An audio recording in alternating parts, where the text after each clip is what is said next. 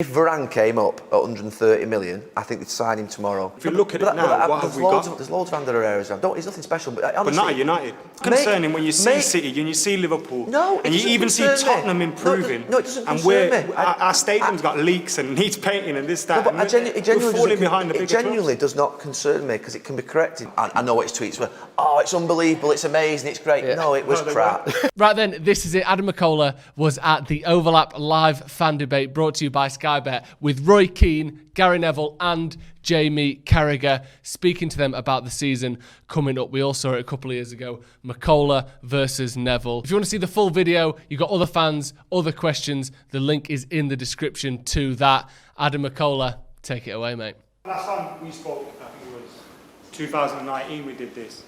I asked you if you felt if we had a little bit more failure because of the disappointing transfer window, whether the fans could turn again on the Glazers, because they wouldn't turn on Ollie, which over the last 12 months, I know we had the Super League, which has kind of speeded that up, but we've seen that. So do you think we could see, because we're coming up to 10 years without a title, so if we continue to fail to rebuild, do you think we'll see more? Are the Glazers worried after what they've seen in the last time? How are you looking at the ownership at the minute? I'm torn a little bit at the moment in the sense of there's the investment in the club from the owners and what they did with the Super League and the fact that, to be fair, he'd come out with that statement and said he was going to connect with the fans. He's done a Zoom call for half an hour, which is not good enough. Yeah.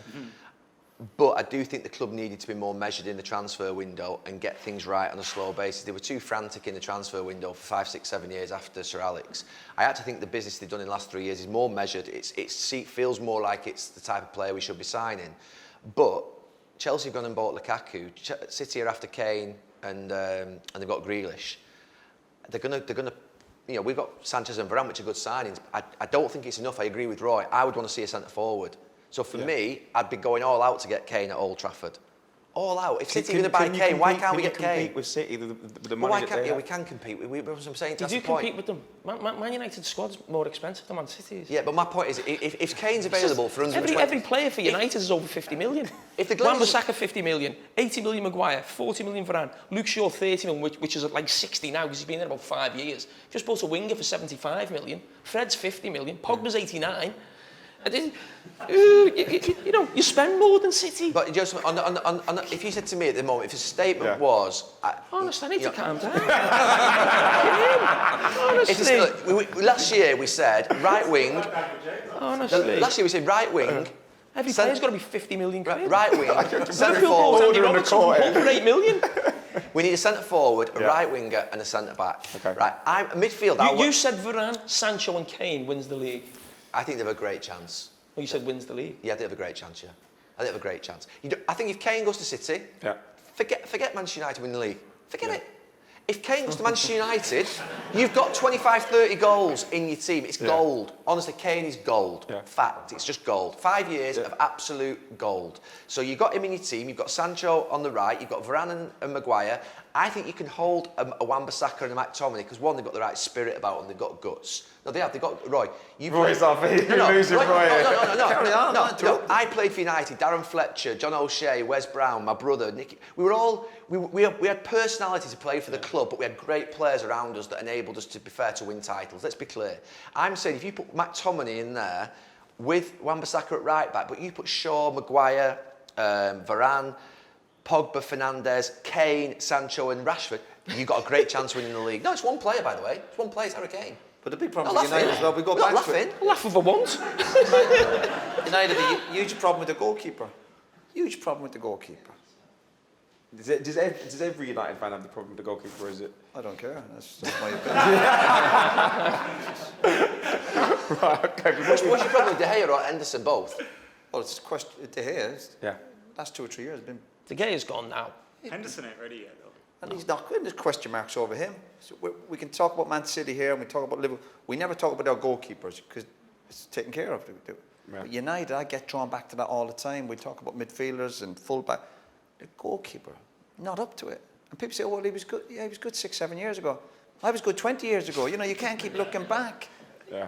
At the moment, these keepers aren't good. Henderson, okay, might give him more of a chance, but when he played for United, it's all right playing for Sheffield United, but playing for Man United is a different animal. But should United be going for Harry Kane?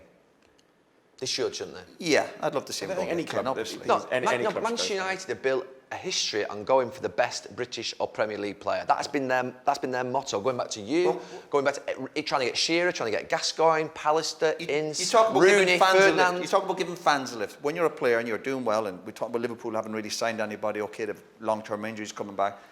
Players need a lift. You want to see a player walking through the door. I guarantee you, the Man City players last week, when I saw Grealish coming, they go, we love that. It lifts us. It kind of makes you want to do better yourself. So Man United have always been a club like that. Of course, God knows how many times they broke the record. But you've got to go out and make statements all the time. And if Kane's available, he's English, he's 20 again, well, they certainly have to be in the mix. If Kane wants to go and play for Man City and Pep go, fair enough. But you've got to surely be in the hunt for him. You have to be. Did the interview with Harry Kane about leaving Spurs. Let's say it was Rooney in, was it 010, when he possibly wanted. Would you have done the interview with him and given him that opportunity? That was a player at United then. No, let's say you were, and devil's advocate. Would you do it if it was a United player and you were neutral with your emotions? If someone came to, if Paul Pogba or David De Gea said, come and do an interview with me tomorrow, I'd go and interview them, yeah. I'd ask them questions. Would you defend them as much in terms of them wanting to leave their club with your emotions with United in it? Defend Rooney? Just asking. No, because Harry Kane, you defend him a bit, don't you? Not really. Because to be fair, David Beckham left Manchester United. Yeah, you know, other players left Manchester United. That, you know, David Beckham's leave from Manchester United to go to Real Madrid was at a point whereby at that point the relationship was falling down. Yeah, but you didn't interview him, did you? No, but I knew at that point he wanted to leave the club, and I respected the fact he wanted to leave the club. So I understand people want to leave football clubs. It's not a problem. I have a problem with how they conduct themselves whilst they're there. You can't complain about how Harry Kane's conducts himself at Tottenham. But he's done an interview. If Paul Pogba did an interview with Josh Denzel and said, "I want to leave Man United," and if PSG pay United 50 million, something though, Adam, the way in which Paul Pogba has conducted himself and his agent at Manchester United for 4 years, I think has been at times well below standard, right? So is this. No, from Harry Kane. This is a one-off at the end of a point whereby he wants to leave. My point is, you know, United fans have been saying that to me for the last 2 or 3 weeks. This is an isolated incident. No, but what I'm saying to you, that Paul Pogba comes up, but Paul Pogba's agent has 3 times, off the back of Champions League exits, really bad defeats, has come out and said Paul wants to leave Manchester United. Paul Pogba's also won a trophy for us. Mid-season. You're not defending Pogba, are you? Mid-season. No, but I'm just saying, like, Adam, You can't have it both ways. You can't have it both. You can't be having a go with him for defending Kane. I'm just saying. No, what I'm saying is, so you're having a go with Harry Kane, but then you're trying to defend Pogba, and that's the. Everyone here thinks about their own football club. You've just said about you basically saying, "Oh, just let Kane go." What was you thinking when? What was you thinking when? No, but what I'm saying is, I'm lucky as a City fan. So the Tottenham fan is saying, Harry Kane's out of order. You're saying just let him go. Because it benefits you. When Man City were winning nothing, how would you feel when Sean Wright Phillips went to Chelsea? Mate, I was you were there. gutted. I was there. You were gutted. I'm 35, exactly. so I suck in clouds. You're defending Pogba, but having a go with Kane. What I'm saying is, I'm not defending Pogba. I'm saying the narrative around Harry Kane trying to force his way out of a club is very different to Raheem Sterling, Wayne Rooney, and Paul Pogba. It's very different, and he's done worse. Wayne Rooney basically sent out that statement. We were walking into the changing room. It was a league. I can't remember what game it was. It was a night game. Champions League game. Yeah, Champions League game. We're all walking into the changing room. Sky Sports News headline comes up. Wayne Rooney makes a statement. He wants to leave the club. Me and Giggsy had a chat with him the next morning and said, you have to go and apologise to your teammates. That was out of order. It was out of order, that. Massively out of order. To do that just before a Champions League game, mid-season, if he wants to leave, he can leave at the end of the season. He can deal with that with the manager, with the club and everything. David Beckham left, but he didn't go out before a Champions League game and say, I want to leave the club. He didn't. Spurs were still fighting for European spots. My point is, that point, he did it, Wayne Rooney did it in the wrong way, and he apologised to his teammates the day after. So my point is, that wasn't accepted in the United changing room at that time, because of the timing of it. If at the end of a season, Ronaldo after the Champions League victory in Moscow, he wanted to leave. But it was the end of a season, and we knew he wanted to leave.